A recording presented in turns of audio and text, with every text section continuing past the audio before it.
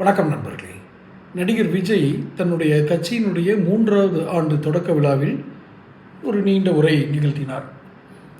75 வருஷம் அப்படிங்கிற குறிப்பிடுறத பவள விழா பாப்பா, தகரட்டப்பா, ஸ்டாலினை தூக்கத்தில் உசுப்பி கேட்டால் என் கட்சி தான் ஓட்டு போடுவார், இது மாதிரி நிறைய உரை நிறுத்தினார். ஒரே ஒரு திருக்குறள் சொன்னார். திருக்குறள் அல்ல, திருக்குறள் போன்ற திமுகவை கடுமையாக விமர்சிக்கக்கூடிய ஒரு திருக்குறள்.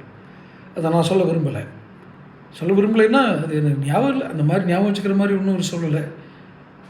ஏதோ திருட்டு, ஊழல் இதெல்லாம் திமுகவுக்கு தான் முதற்றே உலகு அப்படிங்கிற மாதிரி சொன்னார். சொல்லக்கூடாதுன்னு தவிர்க்கல, அதெல்லாம் ஞாபகம் வச்சு சொல்லக்கூடிய விஷயங்கள் இல்லை. அந்த திருக்குறள், அதுக்கப்புறம் அவர் பேசிய அந்த உரை எல்லாம் அவர் ஒரு பேப்பர் பார்த்து தான் படிக்கிறாருன்றதை நான் புரிஞ்சுக்கிட்டேன். நான் நல்லா தெரியுது.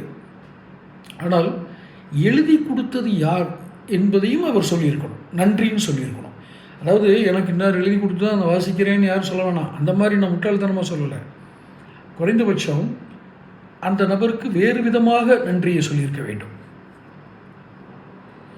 அந்த நன்றி சொல்வதால் மட்டுமே அவர் வளர முடியும். உளவியல் ரீதியாக நன்றி சொல்வது என்பது தன்னை எனக்கு ஒரு திறமையும் இல்லை, நான் அவரை எழுதி கொடுத்தா தான் வச்சு சொன்னேன் அப்படின்னு சொல்கிறதல்ல.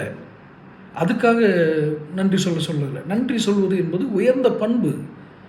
நீங்கள் சொந்தமாக உரை எழுதி விமர்சனம் செய்து பேசியிருந்தால் கூட உங்களுக்கு அந்த மதிப்பு இருந்திருக்காது. ஆனால் நான் இவருக்கு நன்றி சொல்கிறேன் என்று சொல்லும் பொழுது உங்கள் மதிப்பு 2 மடங்காகும். சரி, அதெல்லாம் விட்டுருங்க. இப்போ யார் எழுதி கொடுத்து இதை நீங்கள் பேசுனீங்க அப்படிங்கிற ரகசியத்தை அந்த ரசிகர்களுக்காக சொல்வீங்களா? நீங்கள் சொல்லுன்னு நான் சொல்லட்டுமா யார் எழுதி கொடுத்து பேசினார்னு, நீங்கள் பேசுனீங்கன்னு? இத்தனை கச்சிதமான வார்த்தைகள், இப்படி ஒரு திருக்குறள் கச்சிதமான வார்த்தைகள் என்பதை விட அந்த வார்த்தைகளில் இருக்கக்கூடிய ஜாலம், நீங்கள் உச்சரித்த விதம்லாம் அது வேறு. அதை இப்படி உச்சரிச்சிருக்கக்கூடாது. எழுதி கொடுத்தவர் தான் கடமைக்கு எழுதி கொடுத்துட்டாரு, நீங்கள் அதை வேறு விதமாக உச்சரித்து அதனுடைய உண்மையான அந்த உரையுடைய உண்மையான உரை வீச்சு போய் சேர்ந்திருக்க வேண்டிய விதமே வேறு. எழுதி கொடுத்தவருடைய புலமை எப்படி இன்னும் உங்களுக்கு யாருன்னு தெரியலையா?